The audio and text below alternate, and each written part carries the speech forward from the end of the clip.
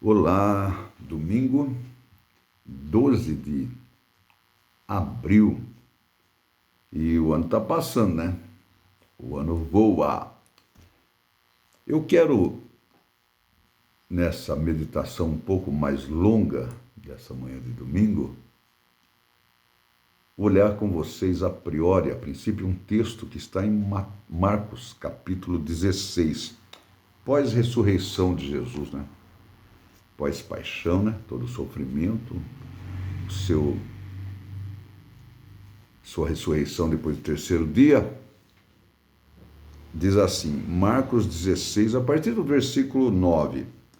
Havendo ele ressuscitado, diz o nosso texto, de manhã cedo, no primeiro dia da semana, apareceu primeiro a Maria Madalena, diz o texto. Primeiro a Maria Madalena, da qual, o texto nos conta, expelira 7 demônios. Eu estou rindo aqui, já vou contar para vocês uma historinha.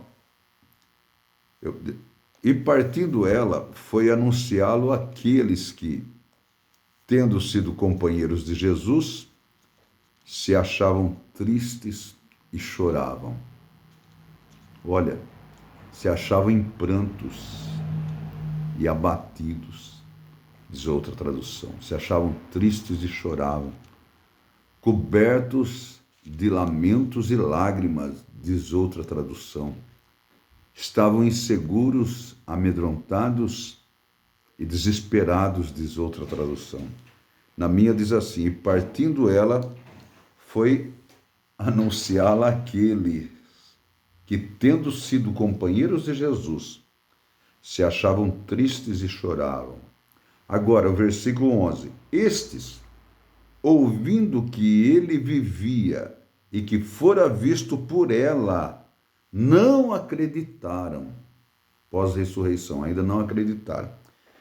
Verso 12. Depois disto, manifestou-se em outra forma a 2 deles, lá na estrada de Emaús, que estavam de caminho para o campo.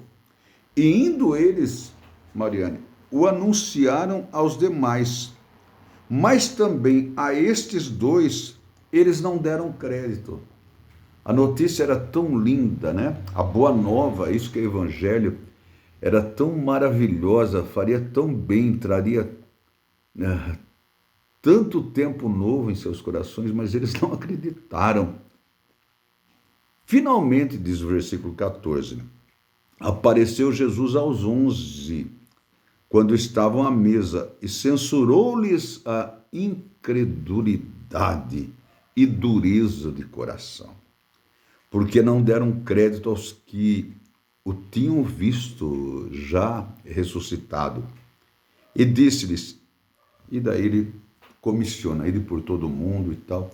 Mas veja, a princípio não deram crédito. Eles não acreditavam em tal boa notícia. Essa é a palavra evangelho, boas novas. Desde o aparecimento do Cristo infante, os anjos apareceram aos pastores no campo e disseram, eis que vos trazemos novas de grande alegria. O evangelho começa a ser anunciado a partir do nascimento do Cristo.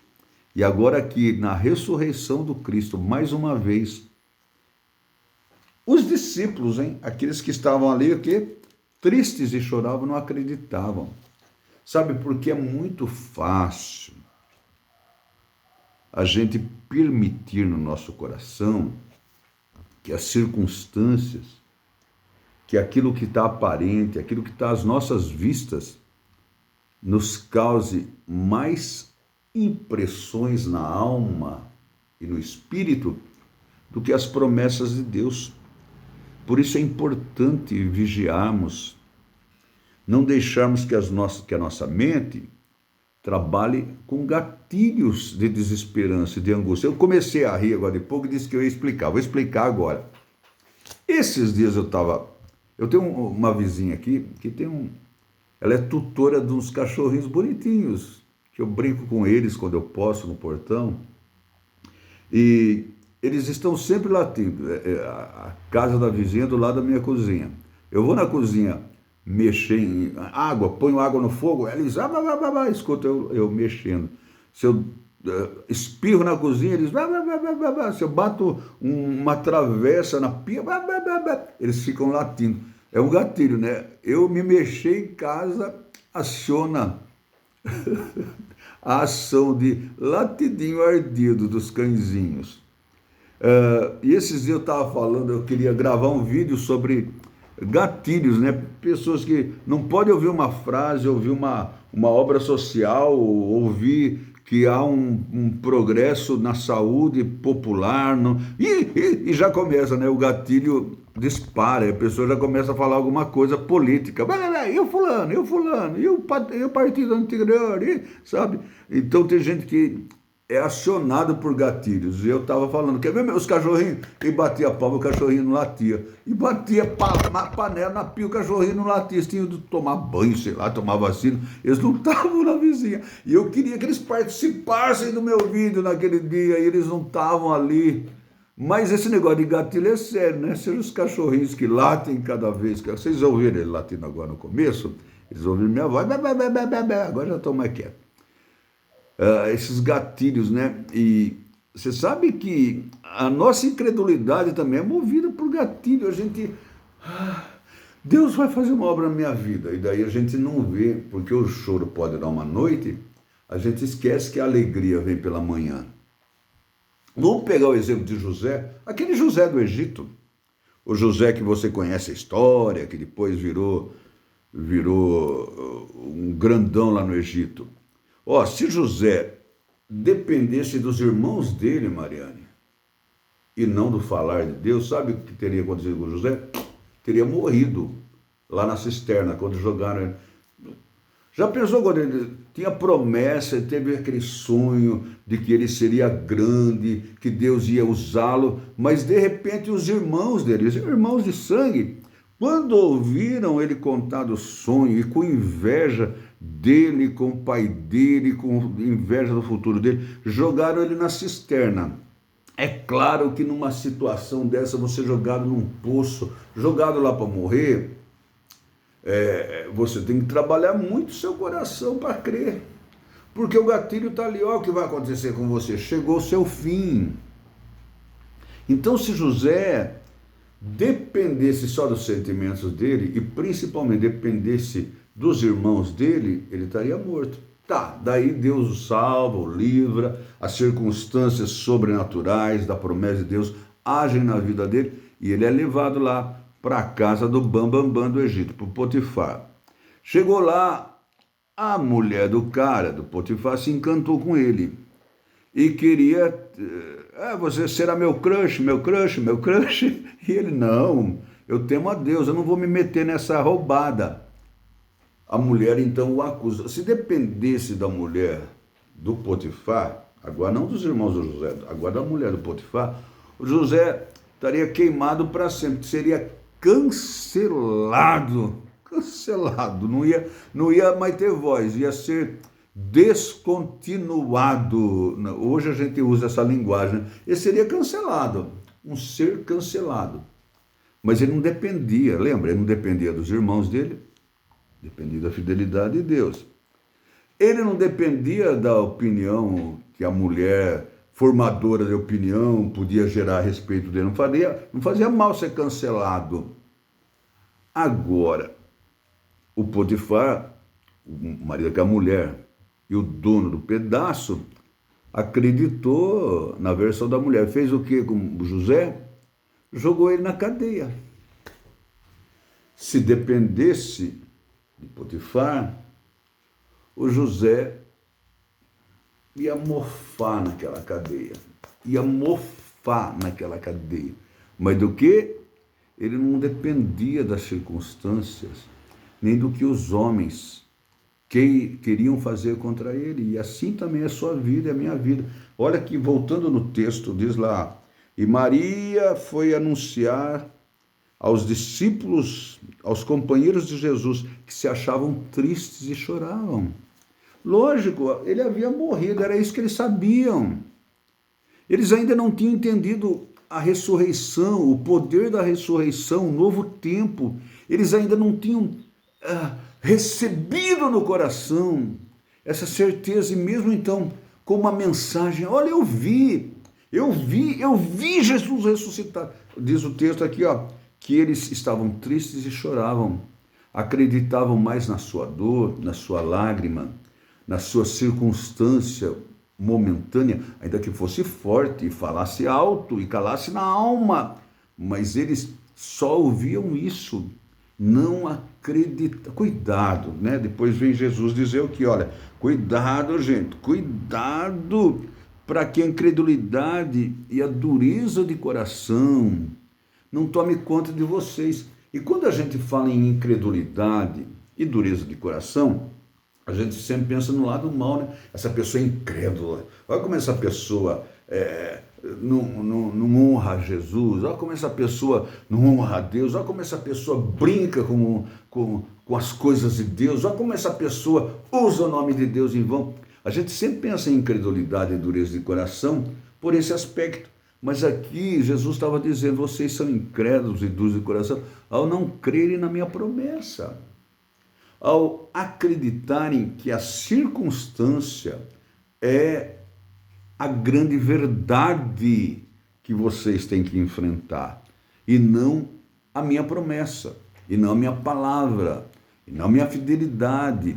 Obviamente, eu vou repetir, as circunstâncias gritam diante de nós, mas o falar de Jesus sussurra muito mais fundo do que as circunstâncias podem gritar perto de nós. Voltando no assunto do José, então, se ele dependesse dos irmãos, ele estaria o quê? Morto. Se ele dependesse da mulher do Potifar, ele estaria o quê? Cancelado. Se ele dependesse do Potifar, ele ia apodrecer na cadeia. Mas lá na cadeia, quando ele estava lá na cadeia, uns outros presos com ele lá tiveram alguns sonhos, Mariana. Um sonhou uma coisa, outro sonhou outra. Para resumir a história, o padeiro teve um sonho de que seria restaurado e tal, e ele não entendeu o sonho, e ele sabia que José era um interpretador de sonhos. Ele vai lá e fala: olha, eu tive um sonho assim, assim. O José fala: olha, no sonho, o que dá para entender, que vem de Deus para a sua vida, é que você será restaurado a sua função. Você está preso aqui nessa cela injustamente, você será restaurado a sua função. Então, quando isso acontecer, faz o seguinte: não esquece de mim. Quando Deus te restaurar, fala lá para os mandatários da nação quem sou eu e que eu estou aqui também justamente.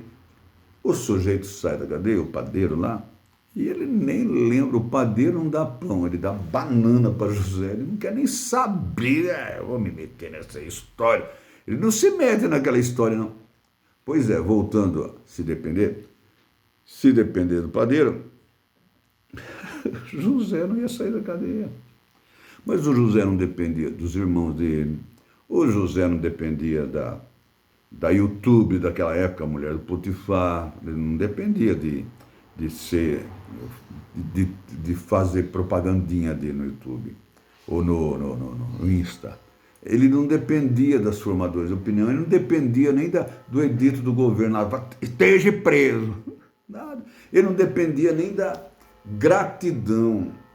Olha o sino batendo, agora são, olha que coisa linda. Eu moro perto de uma igreja católica aqui chamada Santa Cruz, e esse chamamento, né?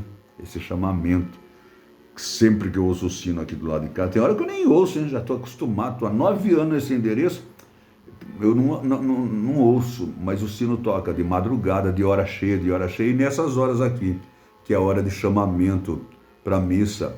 Não é bonito? Só que o seu ouvido vai se acostumando a isso. Como você consegue dormir com o sino? Quem vem morar por perto aqui, né? Logo no começo, o sino me acorda toda hora. Eu não escuto mais o que o sino fala. Eu vou pegar esse gancho e dizer para você: você se acostuma tanto com promessa de Deus, você ouve tanto que Deus é maravilhoso, que Deus é fiel, que o Senhor tem caminhos e projetos para a sua vida, E você ouve e já não entra mais. Ah, não estou ouvindo, não estou ouvindo, eu não estou ouvindo. Então eu vou repetir a história de José. Se ele dependesse desses pontos que eu falei para você aí, ele estava frito. Aliás, a gente nem ia saber quem era o José. Não é? Se ele dependesse dos irmãos dele, a gente não ia nem saber quem era o José. Mais um que morreu na cisterna. Se ele dependesse da formadora de opinião lá da mulher do Potifar, a gente nem ia saber quem era o José. Se ele dependesse da justiça ou injustiça do poder reinante, a gente nem ia saber quem era o José. Se ele dependesse da gratidão e ingratidão daquele padeiro, a gente nem ia saber quem era o José. Mas ele dependia de quem? Ele dependia da fidelidade de Deus. Ele dependia desse que pode tudo. Ele depende desse que tem a nossa vida em suas mãos. E nessa manhã, então, que eu tive participação de cachorrinhos, tive participação de badalos de sino, e tem a participação aqui do meu lado da Mari, nessa manhã, e a hora que você ouvir isso, eu quero dizer isso para você, que eles estavam ali, tristes e chorando, e essas lágrimas, essa tristeza, essa circunstância que eles carregavam, quase conseguiu abafar neles a verdade de que Jesus ressuscitou. Quero te deixar com essa pergunta nessa manhã, o que está quase sufocando a vida e o fluir de Deus na sua vida? Se apegue ao Cristo, se apegue a Jesus, se apegue àquele que te ama, não porque ele exercita amor apenas, mas porque ele é amor. Sendo amor, ele derrama. Agora é a moto, hein? Foi cachorrinho, foi sino, agora foi moto. Ele é amor. E esse amor que ele derrama sobre você faz toda a diferença. Você é amado de Deus. Você é filho amado de Deus. Você não é uma folha ao vento. Você não está jogado nas circunstâncias. Você não está entregue à sua própria sorte. Sabe, cada um por si. Não é cada um por si. Não é cada um por si. É o Senhor por você. É o Senhor por você. Se apegue ao Senhor. Ah, Marina, está difícil, eu estou chorando. As circunstâncias, sim. Não negue isso, não. Isso é doentio negar as circunstâncias. Mas olhe para o Senhor. É aquele que diz para você que o choro pode durar uma noite, mas ao amanhecer virá o sorriso. Olha para os montes, diga, de onde me virá o socorro? O meu socorro não vem dos montes, o meu socorro não vem das circunstâncias. O meu socorro vem do Senhor, que fez todos esses montes e permitiu todas essas circunstâncias. Vão para a vida, que vocês tenham uma semana abençoada, que a presença do Senhor na tua vida seja manifesta, sentida, que vocês vejam derramar do amor, do poder, da comunhão do Espírito na sua vida, que a sua família seja muito abençoada pelo Senhor. Não olhe as circunstâncias. Tem um cântico antigo que diz isso. Essa paz que eu sinto em minha alma não é porque tudo me vai bem. Essa paz que eu sinto em minha alma é o quê? É porque eu olho ao meu Senhor. Não olho as circunstâncias, olho o seu amor. Não me guio por vistas, alegre estou. Não olho as circunstâncias, olhe o seu amor, não me guio por vista, alegre estou. Essa canção é antiga, tem gente que nem conhece, pensa que eu estou inventando, mas não estou não.